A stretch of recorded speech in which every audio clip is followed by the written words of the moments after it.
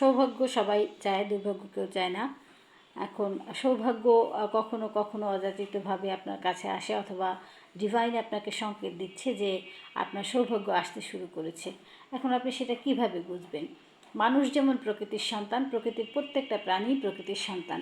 মানুষের প্রতি যেমন প্রকৃতির ভালোবাসা আছে, প্রকৃতির প্রত্যেকটা সন্তানের প্রতিও প্রকৃতির ভালোবাসা আছে। সেক্ষেত্রে পশু পাখি, অনেকে কুকুর বিড়াল পছন্দ করেন না, জীবাণু থাকে, অনেক বেশি জীবাণু থাকে, বা ওরা যেখানে সেখানে মলমূত্র ত্যাগ করে, এটা একটা সমস্যা। কিন্তু আপনি যদি কখনো দেখেন যে কোনো পশু পাখিকে আপনি পোষেন না, অযাচিতভাবে আপনার বাড়িতে এসেছে এবং অযাচিতভাবেই বাচ্চা দিয়েছে, সেক্ষেত্রে আপনার করণীয় কী? ডিভাইন আপনাকে একটা সংকেত দিচ্ছে যে আপনি প্রাণীর প্রতি, পৃথিবীতে বসবাস করা প্রাণীর প্রতি আপনি কতটা মানবিক। আপনি যদি এটাকে একটু আশ্রয় দেন, তার দুঃসময় যেহেতু সে আপনার কাছে এসেছে এবং প্রকৃতি আপনাকে, ডিভাইন আপনাকে উপযুক্ত মনে করেছে তাকে আপনার কাছে পাঠানোর জন্য। এই কুকুরটা বা এই বিড়ালটা তো অন্য জায়গায়ও যেতে পারত, কিন্তু আপনার কাছে এসেছে। আপনাকে সংকেত দিচ্ছে যে আপনি তার প্রতি মানবিক কিনা। আপনি যদি তার প্রতি মানবিক হন, যদি আপনি তাকে তাড়িয়ে না দেন, তাহলে আপনি বুঝবেন যে আপনার সুদিন শুরু হয়ে যাবে।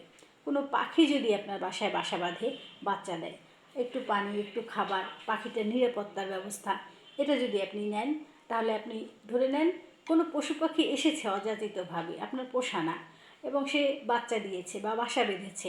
আপনার ধরে নিতে হবে যে আপনার শুভ সময় শুরু হতে যাচ্ছে, আপনার দুর্দিন শেষ হয়ে যাচ্ছে।